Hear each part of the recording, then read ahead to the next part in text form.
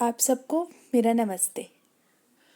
मेरा नाम प्रगति है और आज आप इस चैनल पर आए हैं लर्निंग बाय एंजॉइंग। तो जाहिर सी बात है, कुछ सीखने आए होंगे और सीखते सीखते कुछ याद करने आए होंगे। तो अब हमने आज ये चैप्टर चुना है पढ़ाने के लिए आप लोगों को। आप लोगों के प्री बोर्ड्स तो शायद 11th क्लास के नहीं होंगे, बट आपके फाइनल एग्जाम्स में ये चैप्टर आएगा ज़रूर। कंज्यूमर प्रोटेक्शन, या तो आप ये चैप्टर पढ़ चुके होंगे या पढ़ने वाले होंगे। ठीक है, अगर आप पढ़ चुके हैं तो आप इस वीडियो से ये सीख सकते हैं कि आप एक चैप्टर को बिजनेस स्टडीज़ में पूरा पैराग्राफ रोट मेमोराइजेशन यानी कि रटने के सिवाय आप उसके कुछ शब्दों को याद कर कर, कुछ लाइंस को याद कर कर पूरा आंसर बना सकते हैं बाय रीडिंग। क्योंकि आप रीडिंग करते करते समझ जाएंगे कि वो आंसर आपसे कहना क्या चाहता है। और मेरे हिसाब से आप 11th क्लास में आकर इतने कैपेबल हो जाते हैं कि आप एक आंसर को बना सकते हैं कि उसको एक आंसर को कितने भागों में हमें कितने में डिस्क्राइब करना है वो हमें लिखना आ जाता है हमारे 9th और 10th के एक्सपीरियंसेस से। तो इस आंसर में अगर आपका कंज्यूमर प्रोटेक्शन से रिलेटेड कोई क्वेश्चन आएगा तो मैं आपको आगे फर्दर वीडियोस में, अगर आपको पसंद आएगी तो मैं आपको पढ़ाने का मेरा स्टाइल अगर आपको पसंद आएगा तो फर्दर मैं आपको आगे बताऊंगी कि आप एक आंसर्स कैसे लिख सकते हैं। तो मेरे चैनल को आप सब्सक्राइब भी कर सकते हैं और ज़्यादातर वीडियोस के लिए आप मुझे कमेंट करेंगे तो मैं वो वीडियो बना भी दूंगी। तो अब ज़्यादा समय ना गवाते हुए हम इस चैप्टर को आज थोड़ा सा ही पढ़ेंगे, क्योंकि हम आपके ऊपर ये नहीं है कि पूरा 20, 21, 25 मिनट की मैं वीडियो बनाकर आपको ये दे दूं और आप ये पूरा चैप्टर सीख ले। ये पॉसिबल हो भी सकता है और पॉसिबल नहीं भी हो सकता, age dependent on your own learning, जो डिपेंड करता है आपकी खुद की लर्निंग पर कि आप कितना सीखना चाहते हैं। लेकिन आज हम थोड़ा सा ही पढ़ेंगे ताकि मुझे आप बता सकें कि आपको मेरा पढ़ाया हुआ ये पोर्शन समझ आया है कि नहीं। और जो चीज़ आपको नहीं समझ आई, कोई क्वेरी हो तो आप कमेंट सेक्शन में कमेंट कर सकते हैं। तो हम स्टार्ट करते हैं। कंज्यूमर प्रोटेक्शन, ये कुछ हमें लर्निंग ऑब्जेक्टिव्स दे रखे हैं। आप इस चैप्टर को पढ़ने के बाद आप ये चीज़ें समझ पाएंगे। क्या समझ पाएंगे? कि कंज्यूमर प्रोटेक्शन की ज़रूरत क्यों है, इम्पोर्टेंस क्यों है। आप briefly explain legal framework for consumer protection in India. आप कंज्यूमर प्रोटेक्शन के लिए एक ग्राहक की, कंज्यूमर मतलब ग्राहक की प्रोटेक्शन के लिए क्या क्या लीगल जो नियम है यानी कि कानूनी जो तरीके अपनाए गए हैं वो क्या क्या है। अच्छा, अगर आप कंज्यूमर प्रोटेक्शन से हम एक सीधा और साधारण मतलब निकाले तो क्या है? सीधा और साधारण मतलब ये है कि ग्राहक, एक कस्टमर को क्या क्या ऐसी चीज़ें हैं, अगर वो कोई सामान या कुछ भी खरीदता है किसी भी दुकान से या किसी भी अपनी नॉर्मल, हम छोटी सी बात करते हैं, किसी कपड़े की दुकान से कोई कपड़ा खरीदता है या सपोज आप किसी स्टेशनरी शॉप से एक पेन खरीदते हो तो भाई उस पेन की भी कोई ना कोई गारंटी या कुछ तो मांगते ही होगी। अगर महंगा खरीदते हो पेन तो ये पूछते हो भाई कितने साल चलेगा, मतलब कितने साल नहीं तो कितने महीने चलेगा, क्या इसके लिए हमें इंक इसकी चेंज करनी पड़ेगी या इसका इंक बदलना पड़ेगा। कुछ कुछ ऐसे पेन आते हैं जिनके आपको रिक्वायरमेंट्स तौर पर इंक बदलनी पड़ती है और जिसे आप चेक करते हैं। कुछ कुछ ऐसे आपके खिलौने टॉयज वगैरह भी होते हैं जिसके बारे में मुझे नहीं पता, मैं जस्ट एक एग्जाम्पल दे रही हूँ। और सपोज अगर आप एक कपड़ा खरीदते हैं तो आप कपड़े के लिए भी ये पूछते हैं कि ये कपड़ा धोने के बाद खराब तो नहीं होगा, कहीं ये कपड़ा अगर हम मशीन में डालेंगे तो खराब तो नहीं होगा, ये कितने कितने समय तक। और अगर आप कोई खाने की चीज़ खरीदते हैं तो आप पूछते हैं कितने समय तक रहेगी, एक्सपायरी चेक करते हैं आप उसकी। और उसके बाद भी अगर आपका वो कस्टमर ना माने कि आपने उसने आपको गलत चीज़ दे दी, उसमें कुछ मिलावट है, तो उसके लिए ये प्रोटेक्शन एक्ट कुछ बने हैं। ठीक है, कंज्यूमर राइट्स के बारे में आप जानेंगे कि ये कंज्यूमर के, कस्टमर के क्या क्या राइट्स होते हैं, ठीक है। और आप जानेंगे briefly describe the way and means of consumer protection, कि कंज्यूमर प्रोटेक्शन क्या है। तो अब हम इस चैप्टर को स्टार्ट करते हैं कि हम इसमें ये सब चीज़ें पढ़ेंगे। सबसे पहले हम इंट्रोडक्शन से आते हैं। इंट्रोडक्शन तो वैसे आप खुद भी पढ़ सकते हैं, लेकिन मैं एक बार ये आपको पढ़ा देती हूँ क्योंकि इसमें कुछ महत्वपूर्ण बातें लिखी हैं। जस्ट अ थॉरो रीड, और जो कुछ इंपॉर्टेंट होगा प्लीज़ आप उससे अंडरलाइन कर लीजिए। अंडरलाइन मैं करने को क्यों कह रही हूँ, इसलिए कह रही हूँ कि जब आप एक आंसर लिखेंगे तो उसमें आप ये चीज़ें ऐड ऑन कर सकते हैं, इन चीज़ों को याद रख सकते हैं। इसलिए each one of us is a consumer in one way और अनदर। किसी ना किसी तरह हम सब एक कंज्यूमर है, एक ग्राहक है। It is important for us to be an aware and informed consumer. Aware यानी जागरूक रहे हम, और हमें पता हो कि क्या कंज्यूमर के लिए गुड्स और सर्विसेज, जो चीज़ें हैं, जो हम सामान जो हम खरीद रहे हैं, वो मार्केट में, अस इन द मार्केट, वो मार्केट में अवेयर रहे कि हमें किस तरीके से चीज़ें खरीदनी चाहिए, कैसे जांच परख के हमें गुड्स और सर्विसेज खरीदनी चाहिए। गुड्स और सर्विसेज, ठीक है, चीज़ें यानी कि सामान कैसे खरीदना चाहिए उसको। The above case in just one of the example of the many problems. जो अगर आप ऊपर एक केस स्टडी आपको दे रखी है, वो केस स्टडी हम थोड़ा सा ये इंट्रो रीड कर लेते हैं, इसके बाद हम इस केस स्टडी को थोड़ा पढ़ेंगे, ठीक है। इंट्रोडक्शन के बाद आज हम ये केस स्टडी पढ़ेंगे, ठीक है।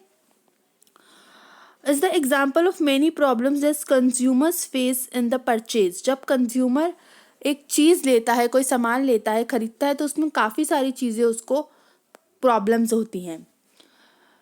Use purchase that consumer face in that purchase, जब वो चीज़ खरीदता है, यूज़ करता है, and consumption of goods and services, जब वो उसे कंजप्ट कर लेता है, उसका कंजम्पशन यानी उसका प्रयोग करता है खरीद कर, ठीक है।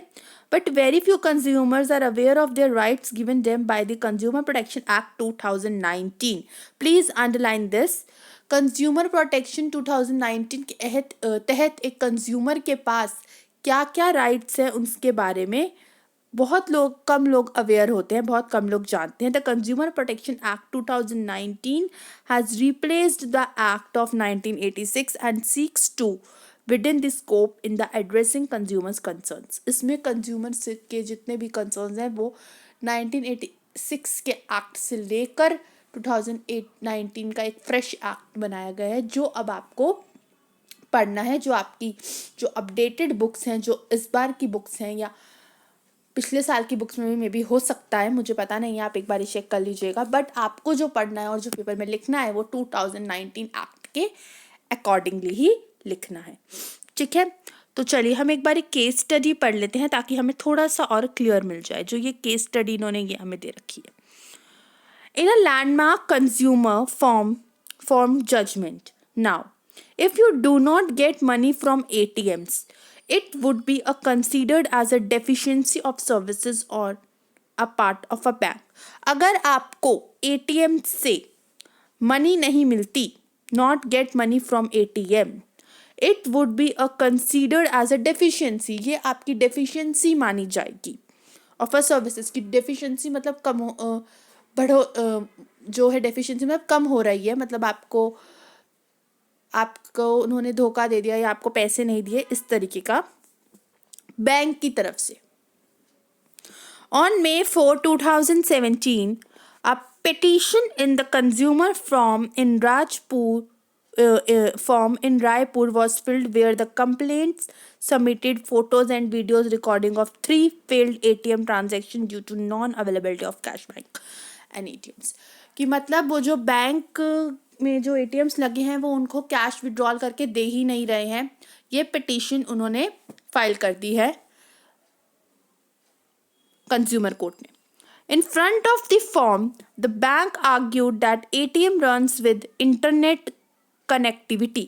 जो ATM चल रहे हैं वो इंटरनेट कनेक्टिविटी की वजह से चल रहे हैं। So at the time when users use ATM, he or she is not directly the bank client. जब भी वो यूज़र जो भी है, कोई भी यूज़र आकर उसको यूज़ कर रहा है, ही और शी, वो बैंक का क्लाइंट नहीं है। Hence if it said money not withdrawal from the bank, इसलिए वो मनी नहीं बैंक से ले सकते, एटीएम से। Then it can not be terminate as a deficiency in the services.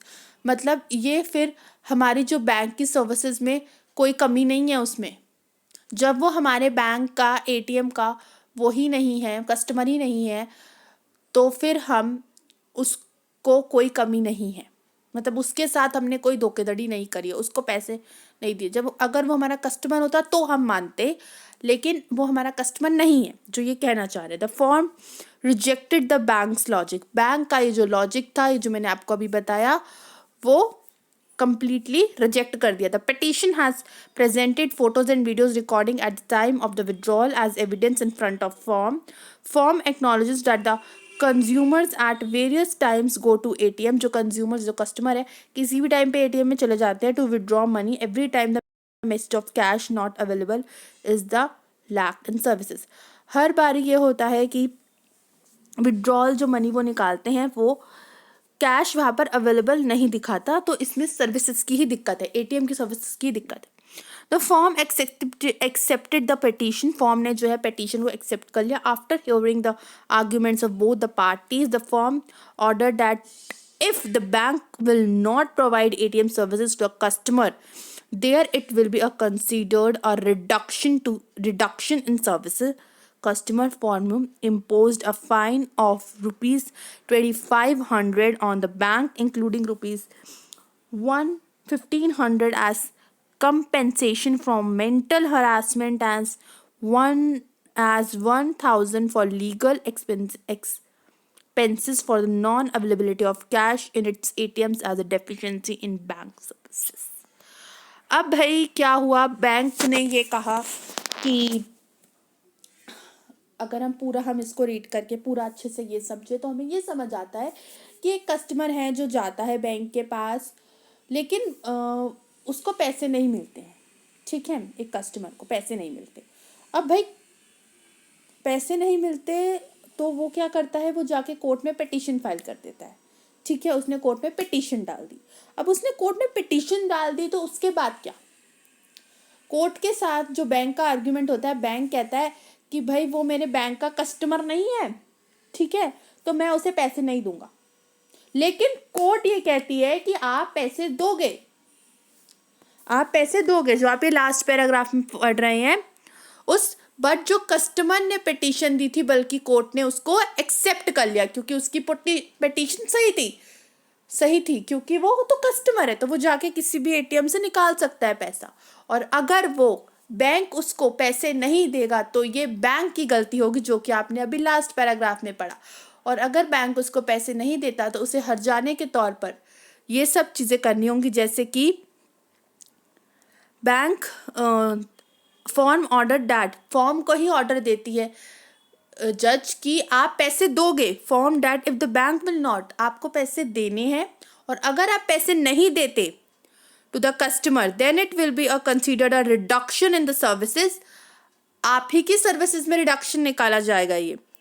और इसके लिए आपको जो फाइन भरना पड़ेगा वो होगा 2500 का फाइन भरना होगा, इंक्लूडिंग 1500 जिसमें से कंपनसेशन के होंगे और मेंटल हरासमेंट के होंगे, 1000 लीगल एक्सपेंसेस के होंगे, और non availability of cash for its ATM as a deficiency in bank services. ये आपकी बैंक सर्विसेज में जो डेफिशिएंसी है उसको लेकर, कमी को लेकर। तो ये एक कस्टमर को जो है प्रॉब्लम होती है, और ये बताया गया है इसमें, ठीक है, जो हम यहाँ पे अभी पढ़ रहे थे, इस केस स्टडी में दिया गया। अब आप आगे पढ़ेंगे इंट्रोडक्शन के सेकंड पैराग्राफ में। Have you even thought what would be the plight of consumers if adequate protection is not provided to them. अगर कस्टमर्स को उनकी जो उन्हें चाहिए प्रोटेक्शन, जो उनको अपने अधिकार के लिए एक प्रोटेक्शन चाहिए, अगर वो उन्हें नहीं मिलती तो क्या होता। With growing competition and in an attempt to increase their sales and market share, manufacturers, sellers and services providers may be tempted to engage in unscrupulous, unscrupulous, exploitative, and unfair trade practices like defective and unsafe products, adulterations, false and misleading advertising, hoarding back marketing, etc.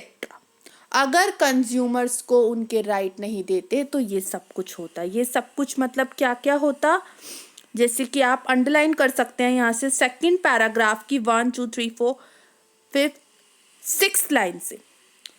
अगर ये सब कुछ नहीं होता, उनके act नहीं होते, तो क्या क्या नहीं होता। To increase their sales and markets ensures कि वो अपने जो प्रोडक्ट है जो वो अब कंज्यूमर एक्ट के तहत वो एक चीप रेट पे भेज रहे हैं ताकि एक आम आदमी उसको खरीद सके।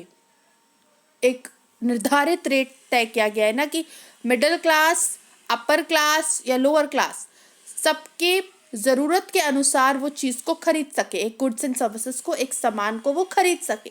लेकिन अगर ये चीज़ ना होती, निर्धारित ही नहीं किया जाता, कंज्यूमर के प्रोटेक्शन एक्ट में ये कहाँ ही नहीं जाता, तो क्या होता, वो अपना प्राइस जो जितना चाहे बढ़ा सकते थे अपनी सेल्स को और शेयर्स को, मार्केट शेयर्स को।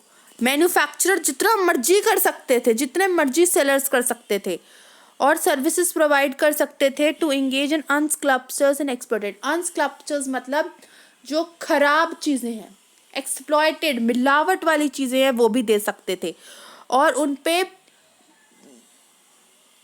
जितनी कीमत लगा सकते थे, जितनी ज़्यादा कीमत, अनफेयर, जो फेयर ही नहीं है, जो मानी ही नहीं जाती कीमत, वो लगाकर अपने प्रोडक्ट को बेच सकते थे। अनफेयर प्रोडक्ट जो माने ही नहीं जाते, जो है ही नहीं, मिलावट वाले अपने प्रोडक्ट्स भी बेच सकते थे। एडवर्टाइजिंग ऐसी बना सकते थे जिससे उनको मिसलीड हो। मिसलीड मतलब जो गलत एडवर्टाइजमेंट शो। अब भाई एडवर्टाइजमेंट, आप लोगों को मेरी बात बुरी लगेगी लेकिन ये सच्चाई है, माफ़ी चाहूँगी मैं। जो एडवर्टाइजमेंट कुछ कुछ ऐसी होती हैं जो नहीं शो होनी चाहिए, बट वो शो होती हैं। ठीक है, सीधा साधा मतलब ये है, आप समझ गए होंगे मेरे कहने का मतलब। तो वो एडवर्टाइजमेंट जो है लोगों को मिसलीड करती है, उनको गलत दिशा में लेके जाती है कि उन्हें ये प्रोडक्ट खरीदना है, बट कि जबकि वो प्रोडक्ट किसी एडल्ट्रेशन से मिक्स होता है, कोई नशे वाली चीज़ से मिक्स होता है या कुछ मिलावट से होती है उसमें, तो वो चीज़ें वो बेचते रहते या फिर वो ब्लैक मार्केटिंग करते। ये चीज़ें होती अगर कंज्यूमर एक्ट नहीं बना होता तो। This means that a consumers right might be exposed to risk due to unfair products, might suffer for bad health due to adulteration. Please underline this line.